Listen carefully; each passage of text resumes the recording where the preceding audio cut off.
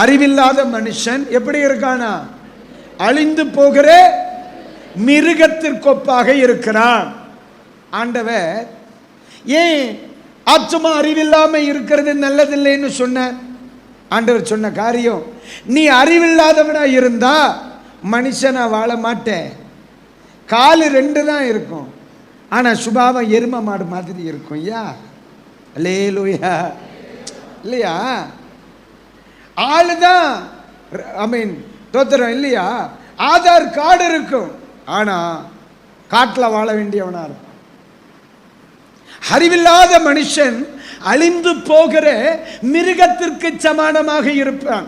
அறிவில்லாதவன் மிருகத்துக்கு ஒப்பா இருக்கிறான் அப்படின்னு ஜஸ்டின் மோசஸ் சொல்றாரு. இங்க மனிதனுக்கு ஒரு பிரத்யேகமான ஒரு அறிவு இருக்குது. அதாவது பகுத்து அறியும் அறிவு, நல்லது எது, கெட்டது எது, தேவை எது, தேவையற்றது எது அப்படின்ற ஒரு அறிவை நாம் பெற்றிருக்கிறோம். இதை ஆராய்ச்சி பார்க்கக்கூடிய சக்தியை நாம் பெற்றிருக்கிறோம் அறிவின் மூலம். இந்த அறிவானது இதை பிரித்து பார்க்கக்கூடிய ஒரு வேலையை மட்டும் செய்யலை. இந்த அறிவு ஒரு வளர்ச்சிக்கு, மனித வாழ்வின் வளர்ச்சிக்கு உதவியாக இருக்குது. பல அறிவியல் கண்டுபிடிப்புகளை கண்டுபிடிக்குது இந்த அறிவால், பிரெயின். அதுதான் இங்கே சொல்லுது. இப்போது மற்ற மிருகங்கள் இது போல ஒரு சிந்திக்கும் திறன் கிடையாது. அதுகளுடைய வாழ்வியல் முறை வேறு, அனிமல்ஸோட வாழ்வியல் முறை வேறு, மனிதர்களுடைய வாழ்வியல் முறை வேறு. ஏன்னா நாம தான் அந்த அனிமல்களை நம்ம பார்த்துக்க வேண்டியது நம்முடைய கடமையாக இருக்குது. நமக்கு கொடுக்கப்பட்டு இருக்கிற இந்த அறிவை நாம் பாதுகாத்து அதை டெவலப் பண்ணணும், அதிகரிக்கணும். நம்ம இப்போது ஜஸ்டின் மோசஸ் என்ன சொல்கிறாரு, ஒழுக்கமாக இருக்கிறது தான் அறிவான ஒரு விஷயம் அப்படின்னு சொல்கிறாரு. இங்கே மனிதனுக்கு ஒழுக்கம் மட்டும் போதாது, ஒழுக்கமும் தேவை, அது மட்டும் போதாது. நம்ம வாழ்க்கைக்கு கல்வி அறிவு நமக்கு தேவை. அதுதான் சொல்லுது பைபிள். நல்ல ஒரு கல்வி அறிவை வளர்த்து கொள்ளுங்க. உங்களுடைய அறிவின் மூலம் அறிவை பயன்படுத்தி கல்வி அறிவை பெற்றுக்கொள்ளுங்கள். இப்போ மற்ற மிருகங்கள் அனிமல்ஸ் படிக்க முடியாது, பள்ளிக்கூடம் போகாது. அதெல்லாம் படிக்கக்கூடிய கல்வி அறிவை பெற்றுக்கொள்ளக்கூடிய சக்தி இந்த மனிதனுக்கு தான் கொடுக்கப்பட்டிருக்குது. அதுதான் நம்ம அங்கே அறிய வேண்டிய ஒரு விஷயம். அதை விட்டுட்டு அறிவு உடையவர்கள் ஒழுக்கம் மட்டும்தான் இருப்பாங்க அப்படின்னு நம்ம ஒழுக்கத்தோடு இருந்தால் போதும் அப்படின்னு நம்ம போயிடக்கூடாது. மனிதனுக்கு இந்த உலகத்தில் ஒழுக்கமும் தேவை, கல்வி அறிவும் தேவை. இந்த அறிவு பிரெயினால் நம்ம கல்வி அறிவை பெற்றுக்கொள்ள வேண்டும் அப்படின்னு சொல்லுது இந்த வேதமானது. அதை நம்ம பெற்றுக்கொண்டாதான் நம்ம வாழ்க்கையில் நல்லா இருக்கணும். அதுக்கு தான் இன்றைக்கி உலகமே எல்லாரும் பிறந்தது முதல்ல எல்லாரும் ஓடுறாங்க. ஒரு குறிப்பிட்ட வயசு பள்ளிக்கூடம் ஓடுறாங்கன்னா ஏன் ஓடுறாங்க? காலத்தின் கட்டாயம்.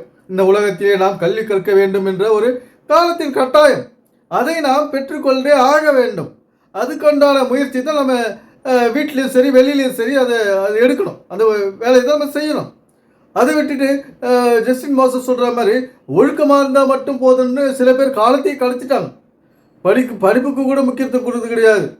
இதை பார்த்தா பாவம், டிவி பார்த்தா பாவம், நம்ம ஒழுக்கமாக இருக்கணும் அப்படின்னு சொல்லிட்டு டிவி கூட பார்க்குறது கிடையாது, நியூஸ் பேப்பர் கூட படிக்கிறது கிடையாது. ஒரு காலகட்டத்தில் இந்த பெந்தேகோஸ்தேக்காரர்கள் அப்படியெல்லாம் மக்களை பயமுறுத்தி வச்சுருந்தாங்க. இதெல்லாம் பாவம், அது பாவம் அப்படின்னு சொல்லிட்டு. ஆனால் இன்னைக்கு பாருங்கள் எல்லாமே மாற்றம் அடைஞ்சிடுச்சு. அது எல்லார் கையிலையும் ஒரு செல்ஃபோன். டிவி பார்க்குறது பாவம்னு சொன்னாங்க பாருங்கள், அவங்க பாக்கெட்லலாம் இன்றைக்கி செல்ஃபோன். எல்லா பெந்தேகோஸ்தேக்காரர்கள் பாஸ்டர்கள் பாக்கெட்லலாம் இன்றைக்கி செல்ஃபோன் இருக்குது. அந்த மாதிரி இந்த உலகத்தில் நாம் கல்வி அறிவை பெற வேண்டும், அதுதான் முக்கியம். இப்போ டிவி வாடானவங்க பாக்கெட்லலாம் செல்ஃபோன் வந்துடுச்சு. அப்போ எவ்வளோ ஒரு கண்டிப்போடு இருந்தாங்க அவங்க. அந்த பாஸ்டர்களும் சரி, அந்த சபை மக்களும் சரி, டிவின்றதே பார்க்க மாட்டாங்க. டிவி பெந்தேகோஸ்தேக்காரங்க வீட்டிலலாம் டிவியே இருக்காது. இன்றைக்கி டிவி இல்லைன்னா வீடே 2ஆக போகுது. அதனால் நாம் இன்றைக்கி அறிவுபூர்வமாக செயல்படணும். டிவி பார்க்காத இருந்தால் பரிசுத்தம் அப்படின்னு நம்ம யோசிச்சுக்கின்னு இன்றைக்கி டிவி இல்லைன்னா தான் 2ஆக போகுது. அதை ஒரு சாதாரணமாக நம்ம எடுத்துகிட்டு போக வேண்டியது நம்முடைய விஷயம், வேலையாக இருக்குது. ஏன்னா டிவினா கொஞ்ச நாள் பார்த்துட்டு போயிட்டே இருக்க வேண்டியதுதான். அந்த மாதிரி அறிவை வளர்க்க வேண்டும். அறிவு இல்லாதவர்கள் மிருகத்துக்கு ஒப்பாக இருக்கிறாங்க.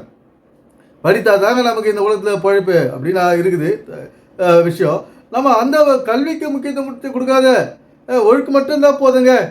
நான் யாரும் சண்டைக்கு போக மாட்டேங்க, நான் யாருடைய பணத்தையும் அபகரிக்க மாட்டேங்க, நான் ஒழுக்கமாக இருக்க போகிறேங்க, அது மட்டும் முக்கியம் இல்லை. கல்வி அறிவை வளர்த்து கொள்ள வேண்டும், பள்ளி படிப்பை படிக்க வேண்டும் என்கிறது இந்த பைபிள். பள்ளி படிப்புக்கு முக்கியத்துவம் கொடுத்து இருக்கிறது இந்த வேதத்தில். நாம் அந்த கல்வி அறிவை நாம் பெற்றுக்கொள்ள வேண்டியது அவசியமாக இருக்குது, கட்டாயமாக இருக்கிறது. காலத்தின் கட்டாயம், அது கடவுளின் கட்டாயமும் அதுதான். மனிதனுக்கு இடப்பட்டு இருக்கிற ஒரு கடமை, வேலையே அதுதான். இந்த கல்வியை மனிதன் பெற்றுக்கொள்ள வேண்டும். அதுதான் இறைவன் எதிர்பார்க்கிறாரு, அதுதான் எதிர்ப்பு வேலை, அந்த வேலையை தான் செய்ய சொல்கிறாரு. ஆனால் இந்த ஜஸ்டின் மோசஸ் போன்றவர்கள் எல்லாம் ஒழுக்கமாக இருந்தால் போதும், அந்த ஒழுக்கத்தை குறித்து தான் இன்றைக்கி ஆலயங்களில் சர்ச்சைகளில் பேசுகிறாங்க. கல்வியை பற்றி அந்த சர்ச்சையில் பேசுகிறாங்களா பார்த்தீங்கன்னா, அது அது ஒரு பேசாத பேச்சாக இருக்குது. இது வரைக்கும் அந்த சப்ஜெக்டை வந்து சர்ச்சில் பேசுகிறதே கிடையாது.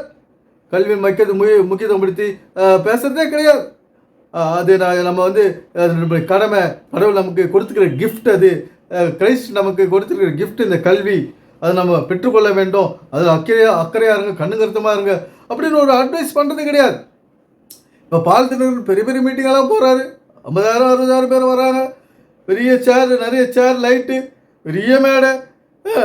என்ன பிரயோஜனங்க? என்ன பிரயோஜனம்? அதாவது ஆசீர்வதிப்பார், உன்னை வழிநடத்துவார், உன்னை கரம் பிடிப்பார், இப்படியெல்லாம் பேசிட்டு போனால் அதெல்லாம் நன்மை என்ன? ஒன்றும் கிடையாது. இந்த உலகத்திலே நாம் வாழக்கூடிய நெறிமுறைகளை, அந்த கல்வியின் முக்கியத்துவத்தை எடுத்து சொல்ல வேண்டும் இந்த வேதம். அதுதான், அந்த வேலை தான் செய்ய சொல்லுது. இவங்க அந்த சப்ஜெக்டை விட்டுறது. முதல்ல எடுத்தோடனே ஒழுக்கம் பேசிட்டு அப்புறம் வியாதி விளக்குவார் அப்படின்றது. அந்த வியாதி போகிறதுக்கு என்ன வழி, அதே சொல்ல மாட்டாங்க.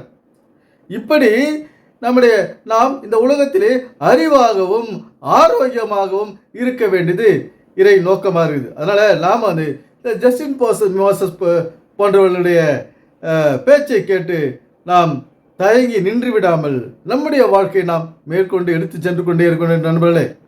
அதை தான் எதிர்பார்க்குது இந்த வேதமானது. அந்த வேலை தான் நம்ம செய்யணும், உற்சாகமாக செய்யணும், ஒரு ஈடுபாட்டோடு செய்யணும்.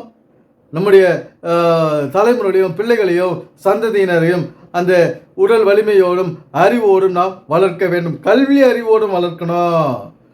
ஒரு நல்ல அறிவு, ஒழுக்கமாறு, இப்படி பண்ணாத, அப்படி பண்ணாத, போய் பேசாத, திருடாத, அப்படி மட்டும் பேச சொல்லி அட்வைஸ் மட்டும் போதாது, கூடவே கல்வி அறிவையும் கொடுக்கணும். கல்வி அறிவு மட்டும் போதாது, கூடவே ஆரோக்கியத்தையும் கொடுக்கணும். கல்வி, ஒழுக்கம், ஆரோக்கியம், இந்த மூன்றும் தான் இந்த மனிதனுக்கு தேவையான. அதுதான் சொல்லுது, ஒரு மனிதனானவன் அறிவோடு நடந்து கொள்ள வேண்டும், கல்வி அறிவோடு இருக்க வேண்டும். அப்படி இல்லைன்னா அது இப்போ மிருகம் பாருங்க, மிருக ஸ்கூலுக்கும் போகிறது கிடையாது, அதுங்களுக்கு படிக்கிற சக்தி இல்லை. அந்த சக்தியை அனிமல்ஸுக்கு, ஒரு எஜுகேஷன் நாலேஜை அனிமல்ஸுக்கு ஆர்டர் கொடுக்கல, ஆனால் மனிதனுக்கு கொடுத்துருக்காரு. அந்த மனிதன் வந்து கல்வியை படிக்கிற வயசுல நல்லா படிக்கிறான பாருங்கள். கிறிஸ்தவர்கள் பிள்ளைகளை இன்றைக்கி எத்தனையோ பேர் கல்வியை என்னும் கோட்டையை விட்டுடுறாங்க. அதுக்கப்புறம் ஐயோ நான் சரியாக படிக்கலையே, என் பிள்ளை சரியாக படிக்க மாட்டேங்குது, 4 பேர் போயிட்டு புலம்புறது, என் பிள்ளை ஃபெயில் ஆகிட்டான் அப்படி புலம்புறது. அதனால் நாம் இந்த வேதமானது ஒரு கல்வியை மையமாக வைத்து எழுதப்பட்டது. இந்த கல்வியை நாம் கற்றுக்கொள்ள வேண்டியது நம்முடைய கடமையாக இருக்குது. அதுதான் நம்ம உறுதியோடு உற்சாகமாக செய்ய வேண்டும். எனவே சிந்திப்போம், செயல்படுவோம். நன்றி, வணக்கம் நண்பர்களே.